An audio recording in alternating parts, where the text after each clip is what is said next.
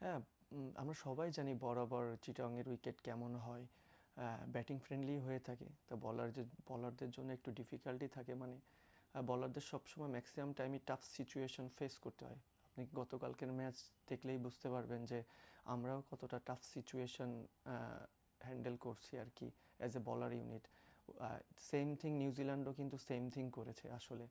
তো যেহেতু টি-20 খেলা, সবাই চায় বাউন্ডারির দিকে ঝুঁকতে। সেদিক থেকে বলবো আমাদের প্রথম দিক থেকে আসলে স্ট্রাগল করতে হয়েছে। দেন তারপর থেকে আস্তে আস্তে দেখা যাচ্ছে রিশাদের ওভারগুলো খুব ভালো ছিল লাস্ট। তারপরে আমি লাস্ট দুইটা ওভার অনেক ভালো কামব্যাক করেছি। এই দুইটা মিলে হয়তো বা আমাদের মিডল ওভারটা অনেকটা ভালো হয়ে গিয়েছিল। দ্যাটস ওয়াই আমরা তাদেরকে, আমার মনে হয় আরও 20টা রান বেশি হইতে পারতো, সেখানে 20টা রান কমে তাদেরকে আটকাইতে পারছি। আর অলওয়েজ টি-20 খেলা মিডল ওভারে, আর সেখানে সবসময় বরাবরই স্পিনাররা বল করে থাকে, তো এই জায়গা থেকে একটু চ্যালেঞ্জিং ছিল। সেখান থেকে আমার কাছে মনে হয় রিশাদ খুব ভালো বল করেছে। আমি দুইটা ওভার, যেটা হচ্ছে আগেও মেনশন করছি।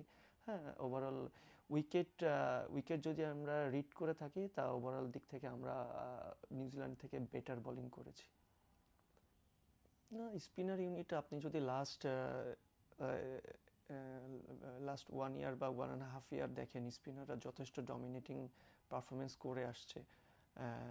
ইভেন আপনার ওভারসিজ কান্ট্রিতেগুলো কিন্তু স্পিনাররা ডমিনেট করেছে। সে রিশাদ, আমি, নাসুম, এনিওয়ান যেই খেলছে আর কি। তো আমার কাছে মনে হয় স্পিনারদের রোল একটা বড় ভূমিকায় পালন করে সবসময়।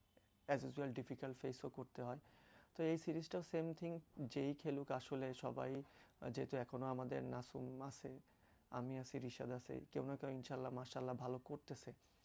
তো চ্যালেঞ্জিং থাকে, দেখা যাচ্ছে সবসময় একরকম হয় না, ভালো হয় খারাপ হয়, এর থেকেও সবাই শিখতে হয়। আরেকটা জিনিস যেটা দেখেন, আমরা বেসিক্যালি আমার কথাই বলি যে আমি লাস্ট 5 মাস, গত 5 মাস আগে ইন্টারন্যাশনাল ম্যাচ খেলেছি। দেন 5 মাস পরে ইন্টারন্যাশনাল ম্যাচ খেলতে আসছি।